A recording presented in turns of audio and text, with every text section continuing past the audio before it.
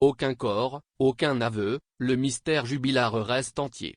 Pour autant, l'enquête continue inlassablement depuis près d'un an et demi, plaçant le mari de l'infirmière trentenaire en pour l'accusation, il est le coupable, pour la défense, sa présomption d'innocence. La justice a elle choisi de le mettre sous les verrous, de façon provisoire. Le 18 juin 2021, Cédric Jubilard, l'époux de l'infirmière de Cagnac-les-Mines disparue dans la nuit du 15 au 16 décembre 2020, est mis en examen pour homicide par conjoint. Détenu à l'isolement dans l'établissement pénitentiaire de Toulouse-Cesse, il clame son innocence depuis des mois. Pourquoi est-il derrière les barreaux depuis tous ces mois, alors qu'aucun corps n'a été retrouvé et qu'aucun aveu n'a été fait? 6 mois ont suivi la disparition de Delphine Jubilard au mois de juin 2021.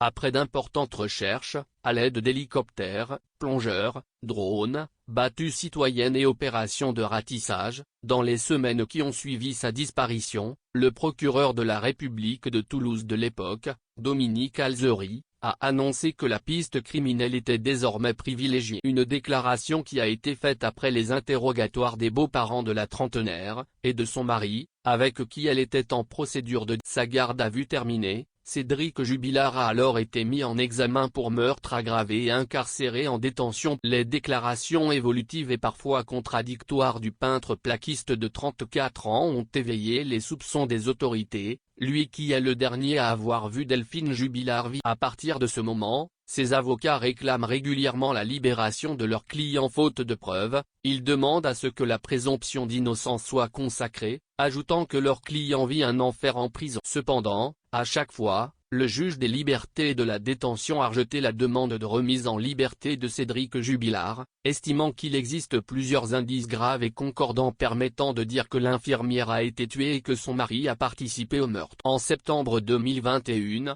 l'avocate générale avait défendu une lecture des indices qui, mis bout à bout, interprétés dans le cadre d'un contexte, permettent de dire que Cédric Jubilard est le plus à même d'avoir commis le crime. Par ailleurs, son isolement permet à la justice de ne pas être gênée dans son travail complexe.